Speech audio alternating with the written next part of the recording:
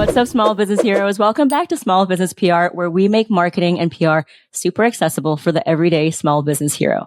Today, we're going to do something different, and I'm so excited for today. Now, usually on this podcast, I talk about SEO, PR, marketing. We have journalists come on, but today I wanted to have my friend Jereshia Hawk come in.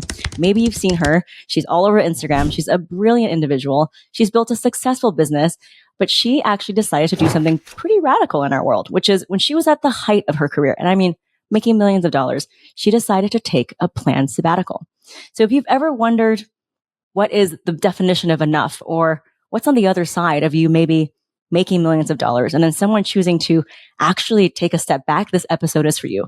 We're going to be talking about a lot of themes that I resonate with, such as internalized capitalism, our money mindset, burnout. And so for all of that, I'm so excited to dive into it. Thank you for coming and welcome to the show. Yeah, I'm so pumped to be here and to be able to chat more about this with you and your audience as well. So thank you for having me. I know this is probably a little bit different than the usual requests you get, right? Well, I mean, I think since coming back from sabbatical, people are like, say more and like, let's dig into it. And I think that, I think post-pandemic, a lot of people have been taking breaks, but for different reasons. And I think it's been really cool to explore and hear more people's stories about what that's been like. And it's been really fun too, to share what my experience has been as well. So I'm excited to keep talking about it too, because taking breaks and success and defining success on our own terms, I think is like stuff that needs to become more normalized and more conversation around as well. Yeah. And I think that there's a lot of fluff around that. I think there's like, oh, like treat yourself, but it's still like more, and there's no stop. So can you let's take a step back and paint a picture of where your business was, where it was at when you decided to take a sabbatical. Now, you told me that it wasn't this burnout, health thing that happened, but you actually planned it, could be intuition or something. Take us back to where your business was at when you planned this 7-month-long sabbatical. Yeah. So, I mean, like there's been like moments and seeds over the past 8 years that led to me taking the break. And like one started maybe 2 years into my business. I was in Bali traveling and met this really incredible couple who was on a year-long sabbatical from their traditional job. They were like boarding school educators. And part of their benefits was that after every 7 years, you get a paid year off to take a sabbatical. And that's what their family was doing. So they were traveling the world, hitting different continents every quarter. And I just was like, wow, like, I think that that's a really cool benefit that employees are getting access to. And I had a girlfriend in HR at the time too, who was like, yeah, a lot of progressive companies are doing more of these like sabbatical offers to their employees as part of their benefit package. And a lot around that time too, I used to read, just about like successful entrepreneurs. My partner at the time was like in private equity and hedge fund. And he was like, you guys in this online space are just like, you guys have no exit strategy. You guys are just like building with no really end goal in mind, which is like so contrary to like what traditional, like, private equity, you buy a company, you build it, you sell it, like how that typically works in that space. And that was the other seed that I got, is like, you need to have an exit strategy. And that, like real life experience coupled with my partner's like financial expertise and him like really introducing that concept to me is really where the idea came from, of like when like this is like, there's seasons to business. Like I'll probably be in business for the rest of my life, but how I run my business, what my business looks like, what I'm willing to sacrifice, what I'm not willing to sacrifice is going to shift based off the season that I'm in. And I was like, okay, let's look at like a 7-year season. And I got that number from reading, I think, Millionaire Next Door, of like, how long does it take the average millionaire to become a millionaire? And just like looking at, just some of the Google statistics around like what people do when they buy a company and build it. It's like they buy it, they build it for 5 to 7 years, they take a break for 2 to 3 years and then go do it again. So I'm like, there's like this pattern of like, and even I think athletes typically last NFL wise, like maybe 4 to 7 years. So it's like, there's like this 7-year cycle is kind of what I was looking at. I was okay, after my 7th year, I would love to be able to be in a position of choice where if I wanted to take a break, I could. And that's where the seeds started. 18 months before I like removed all clients, offloaded all team, took a full cognitive load, I was like, okay, what type of sabbatical do I want to take? And at that time, my business was doing over $1 million a year. I just had my first like $1 million cash collected, like profit year. I think the business did like maybe around 1.4 million in revenue. I profited $1 million that year. And that was like, holy, like that was massive in a calendar year. But that was where I was like, okay, you're like 18 months out from being 7 years in business full time. How do you want the sabbatical to look? Do you want, then I was like, there's 3 options. You're going to either like offload every single person, offload every client, offload every team member, have no cognitive load on, like truly be off. Do like a mixture where you're going to just maintain the clients that you currently have, but have other people fulfilling those roles. You're not actively selling. So it's like half the departments of the business are shut down, or everything is still operational. You're still lead gen, you're still selling, you're still enrolling, you're still delivering, but you're not physically there. And I spent 18 months like testing every each one of those, like the main 2 options in regards to, are we going to keep selling and delivering or just delivering and roll people off? I tested every department at scale to see what is the breaking point of effectiveness with the least amount of owner dependency, and how can I test that over the next 18 months? So that was like where the business was at during that time period, like where the seed got planted for wanting to take a break, in addition to like what the 18 months prior to my 7-month fully time off looked like. I love how it's so contrarian, because it's always like this moving goalpost, right? As you said, there is no exit strategy for us. There's no one telling us, okay, you did a good job. Good night. Have some ice cream. and so it's just, there's always like more. And it's this myth that like the more I do, the more I create, because it really is, we determine our destiny, if you will. And even though that's creative freedom and autonomy, but I think a lot of what we're seeing is, well, there is no end to that, and it's never going to be enough. And so for a lot of founders, when they hit a mill, they're immediately, when's the next mill? How do I scale this even more? Sure. And so I think it's so interesting that you're like, I'm actually good. And I know, for the people who don't know, like you don't come from a lot of wealth. Like we both come from distant friends. So like, I think that mindset to reject that, like, I'm just going to keep scaling is like, wow. Can you talk to me a little bit more about that? Like your relationship with money, and like, why did you decide to be like, I'm actually going to, and not just like sabbatical, like air quotes, I'm going to be working in a coffee shop. Like you were fully not working, right? Yeah. I mean, like that, I want to say that the level of articulation I'm giving now is like like a lot of it is hindsight looking back. The first year I hit my first million, that was always my goal. I thought that like I had to make $1 million. Like I wanted my personal net worth to hit 7 figures. And I thought that was what I needed to be safe.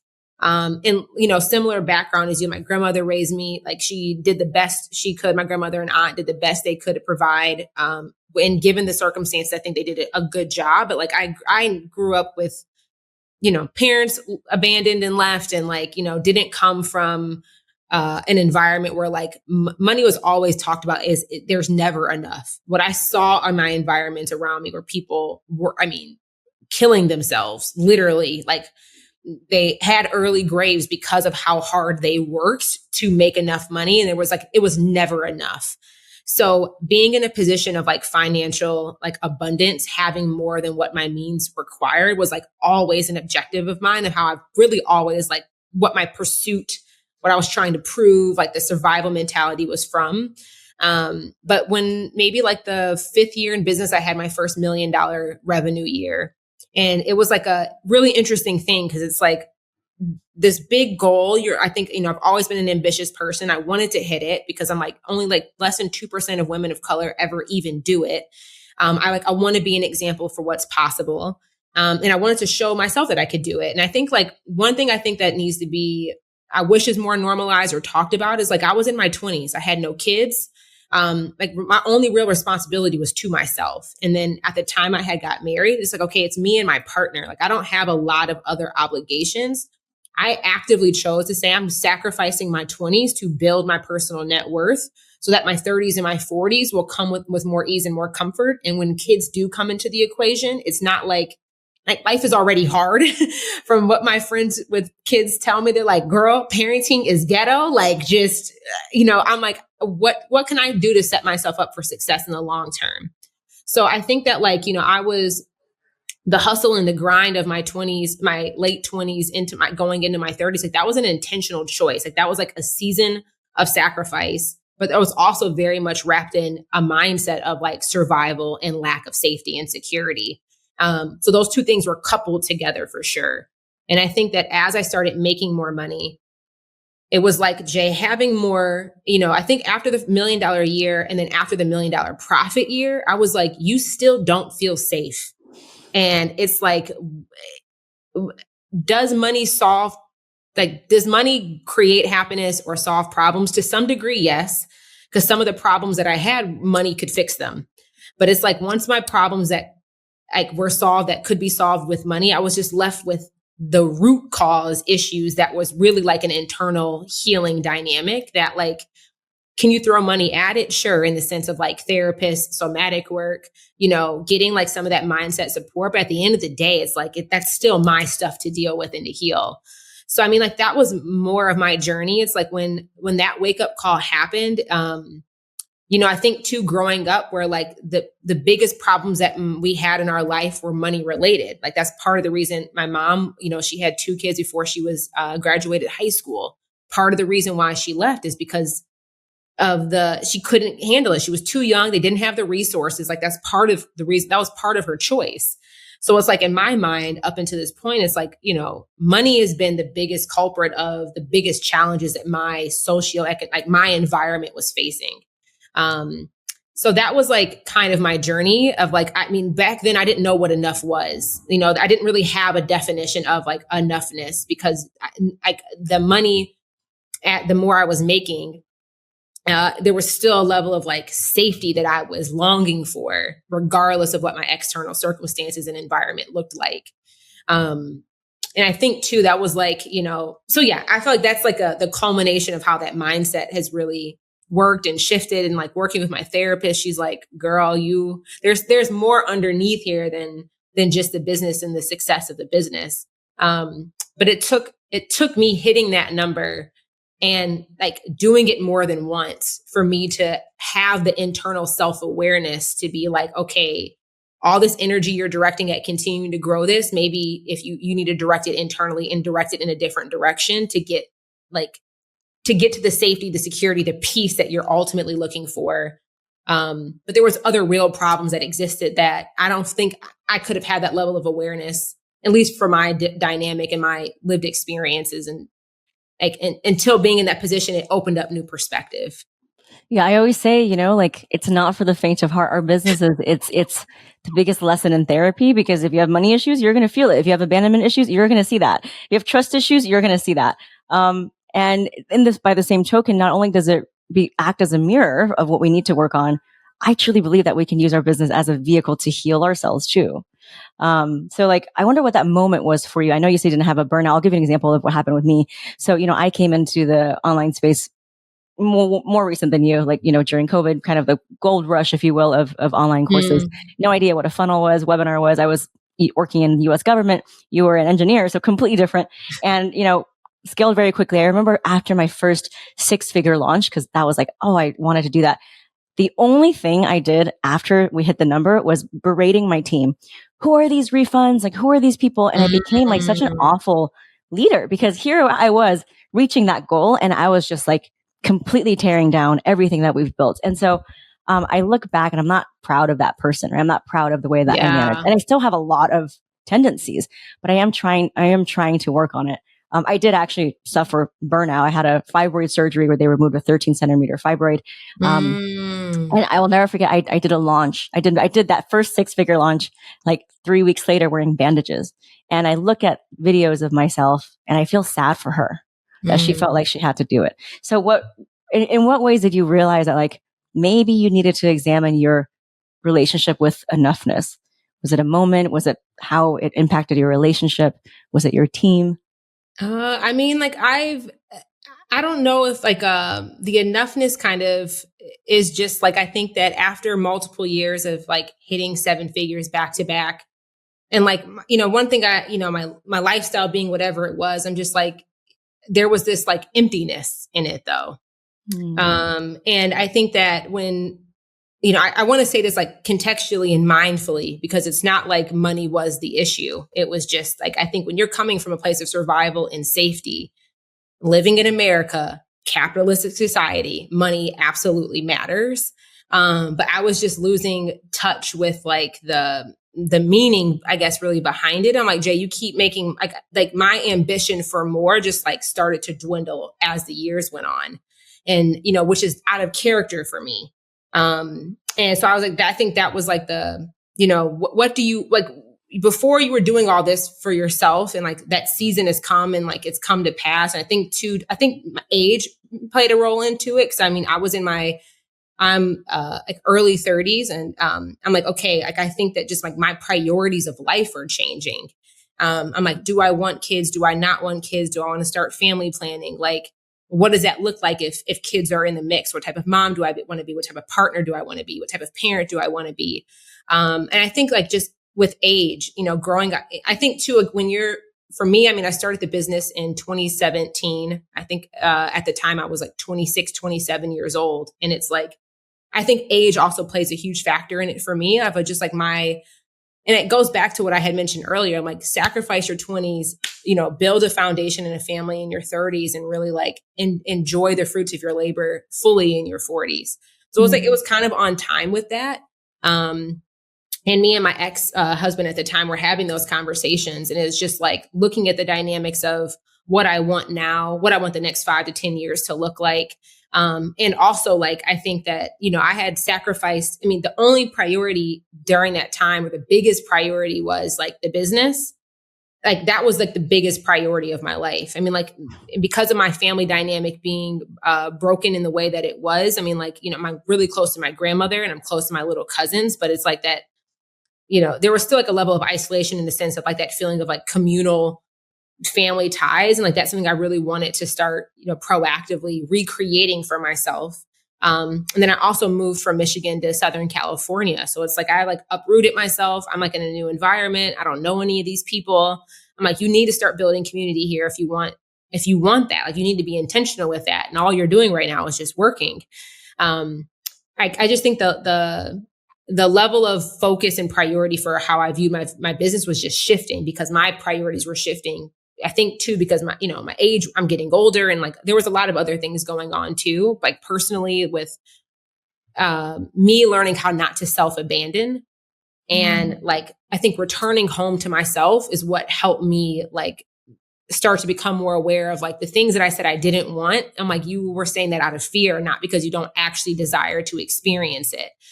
In regards to like the wealth and the richness of your friendships and your romantic life and potentially becoming a parent. So I think that like, it was a culmination of things. It wasn't like this one thing happened. And I think too, like I've been a person that like learns, like I don't need to make the mistake to learn the lesson. Like I've been very intentional with like building my own personal board of directors, connecting with peers, listening to other people's stories. And it's like, I heard over and over and over and over again, especially like somewhat around the similar time period of like what happens when you abandon yourself to the point where it causes like legit health harm to your body. Like I had multiple friends of mine in similar situations like you, like the burnout was so bad, they were hospitalized. Or like just dynamics of that. So I'm like, Jereshia, you can see the trajectory. Like there's multiple examples of people you personally know who are going through this stuff. And I started getting my blood work done too with my naturopath doctor. And she's like, I mean, you're okay right now, but if like nothing changes about how you're managing stress in your life, you probably have another 6 to 12 months before this becomes like a real problem. And I'm like, okay, you ain't got to tell me twice. Like, I mean, I there's enough lessons I've learned through the path of most resistance. I'm like, there was enough examples there. So it was kind of like a culmination of things. And it's just like, Jay, you were already planning, or this was always a goal of yours on your vision board to take this break, like honor that, like give that as a gift to yourself. And I think that was where I really grappled with like giving myself permission to take the break, because when you are growing, my business grew fast. My business doubled or tripled every year since I was in business. It's terrifying. For me, it was terrifying of like, if I slow down, it's all going to go away. It's all going to crumble. Everything's going to come apart. And in some cases it did, but not in the way that I thought, like not in a way that was going to cause me harm. But a lot of things kind of got uprooted in a beautiful way that contributed to my healing versus like, things slowing down and stopping and things like falling apart in a bad way. Oof. That was just Sorry, I have to like take a pause because everything you said just resonates so deeply with me. You said coming home to myself. That is a word that I use all the time too. I think people, it's obviously more than we can talk about on this podcast, but when I think about coming home to myself and think about all the things that you said, I want to ask you, what was the feeling? Because I've been there, not at that level, but as I was doing those 6-figure launches, I remember thinking, holy shit, like I built this machine that I just have to keep feeding and I don't know how to get off. It's like a dog that is chained to like a treadmill. And at first you want to get exercise, you want to get fit, you want to run races, but then you're like, how the hell do I get off of it? It was like that feeling. So I want to ask you, what was the feeling? Because I really do believe everything is embodied, what was the feeling when you were, in that kind of like building phase? And how do you feel now that you've been on the other side of it and that you've had the sabbatical and you're building a life that's more aligned for you? Yeah, I mean, it was like pressure. And I think that as like a woman of color, a lot of the pressure that I felt prior to was placed on me versus the pressure that I was feeling at this moment was self-induced. And it's like, Jereshia, a lot of this pressure, you're choosing this at this point. Like it's, and I think too, that like, I agree with what you said earlier, like business for me has really been like the vehicle that I really do believe like God has used to orchestrate my lessons of self-healing and all this stuff. Like, I really do believe it is a vehicle to allow us to return home to ourselves, to have agency, self-trust, like choice, decision-making.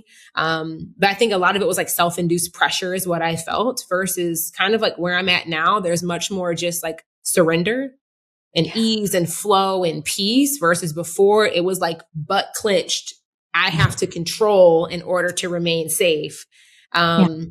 Versus like, it doesn't need to be like that tense. Like, and I think that that's something too, that's like reflective of a lot of my clients is like their success came either quickly, and they're like, I don't know what exactly I did. I was just doing everything and like it worked. And I'm like, okay, so I just have to keep doing all the things that I was doing in order to keep it working. Cause I don't exactly know how it worked or why it worked or like what those few things were that really actually mattered. Or I think, again, it's just it's control and it's safety. And I think that for a lot of us, if you're, if you're the breadwinner in your household, whether that was by choice or by accident, whether if you're the primary caretaker of a loved one or for your children, like even though you maybe have a partner, but if you're like the main one responsible for those like day-to-day duties, or if you come from a place of like just survival and like your business was a necessity for you, you were creating your own safety net, like that control, that grip that we maintain on it is what, we think gives us our safety and our sense of security. But at a point you realize your control is the thing that is, at least for me, was like the more I controlled, the more I was actually holding myself back and keeping myself imprisoned, like to this self-induced pressure. So I think that's like how it feels now. It was like very tense, self-induced pressure, like a lot of control, and that played out in multiple dynamics of my life, business and personal, versus now there's just much more like feminine flow and just like ease and release and relief and just like surrender. Ooh, I feel like we're like twins in some way. The word surrender is so powerful. So I've talked about this before. So I've done a lot of psychedelic assisted therapy. And I think the one thing that I could say if someone's asking me like, well, what are psychedelics? Like, how do you feel without actually doing it? And I say, the one thing that it teaches you is really feeling how to surrender. Because I really think about life is we don't need to control. I think for me, at least, one of the greatest lessons we are here to learn in an industrialized capitalist society is learning how to let go. For sure. And you can rationalize it all you want with talk therapy, but to really, and where does that letting go from? Letting go of control means that you're giving yourself more love because you can't control and love something at the same time. You have to let go of that control to let that self-love in. So I love what you said about that. And I see that, you're thriving in every area. And it's just such a beautiful reminder of how you don't necessarily need to always do more and you don't always need to be, keep going. So if, a lot of people are listening, they're like, well, that's great. And all, Jereshia, like you've made millions of dollars, right? How can you apply these lessons to someone who maybe hasn't made $1 million and they're still somewhat struggling to get by, but like they're not going to be homeless on the street, but they do have this internal thing that's like that money scarcity. How can we help them reframe and just give a little bit more back to themselves in terms of safety and security? Yeah, I mean, like, I think that all of us have probably, for me, it was always just like a number. Everybody has their own. But I think the work I've been really helping clients with now and in myself is, Jereshia, like, what is your owner's intent?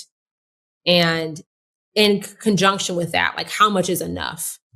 And I think that is, I think that, and I think the third piece there is that, like, you get to choose, like, you get to decide what those numbers are, what that target is, and what your owner's intent is behind why you're choosing to build what you're building. Because, I mean, if you're choosing to build a business, like a small business like we have, and if you're listening to this, you probably in a similar boat, like, you're doing it for a reason. For me, it was to provide myself with a different quality of life and to build my personal net worth. Like, you're probably doing it to, have meaningful contributions to your household and to be able to maybe put your kid through, live in a different zip code, put them in a different school, be able to buy the organic grapes for $14. And I know, we be eating through fruit like nothing, it goes so fast, like whatever it is. I think it's really, really important for you to get clear of, like, if you are a business owner, what is the owner's intent behind that influences the decision-making of how you choose to operate and run the business. And that might change based off the season of business that you are in, what the intention is.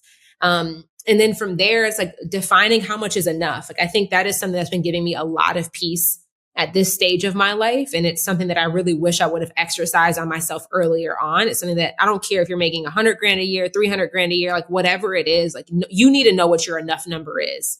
And what I mean by enough is just like, how much do you need to take home for you to feel safe, to feel secure, for for you to live the quality of life that is meaningful for you, not keeping up with the Joneses, not trying to impress your mother-in-law, not trying to prove something to the father that you wish would tell you that is proud of you, but like that is enough for you, like for you individually.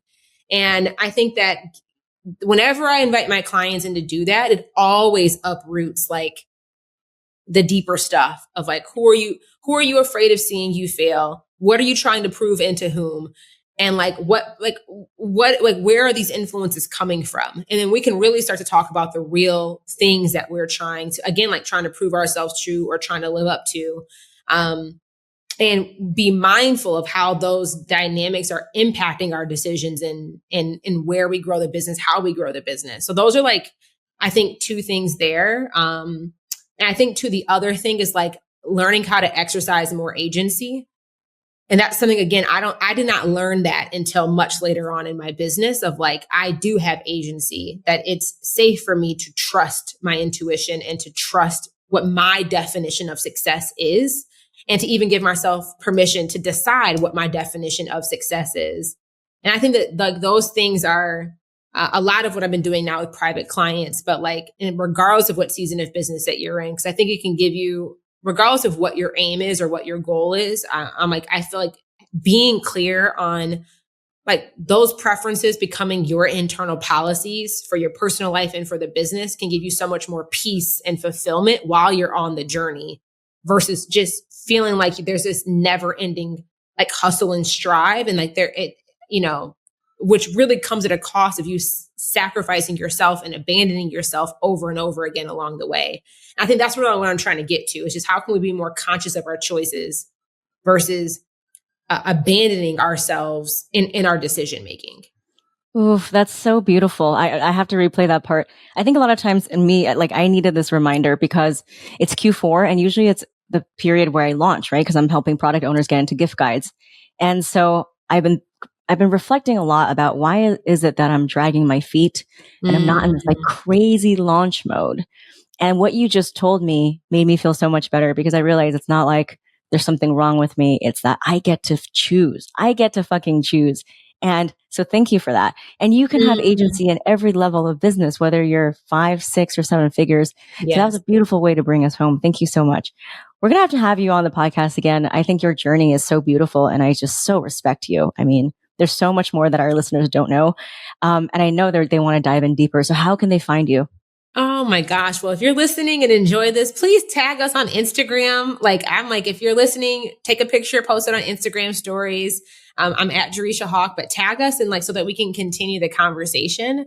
I love being able to hop in the DMs and like have conversations, after you listen to this type of episode. So that's probably like the easiest way to get access to me is just over on Instagram in the DMs.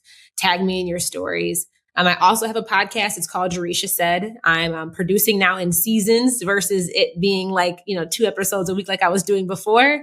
But lots of good nuggets there. And I just, the latest season that we did was really about like the title was called Homecoming and just talking about the going through sabbatical, how I'm returning home to myself and kind of like what that process has looked like. So my podcast is called Jereshia Said. You can listen to it on iTunes, Spotify, or wherever you listen to shows, but those are 2 really great places to stay connected. Oh, thank you so much. I'm so glad we made it through this. I thought I was going to like start crying because there's some very deep themes that we talk about, especially for women of color. I want to thank you for being a beacon of light, for just being like fucking real. We need more of that. And also for being the messenger that we all needed to hear today. I know it's not just for me. I really do know that someone else listening to this is going to be like, this was exactly the message I needed to receive. So thank you so much for being here today. Yeah, Gloria, thank you. You asked great questions and being able to talk this through is so very like cathartic for me. So just like, thank you for being such a great host and a great question asker. You're fantastic. So this was really a pure joy. Thank you.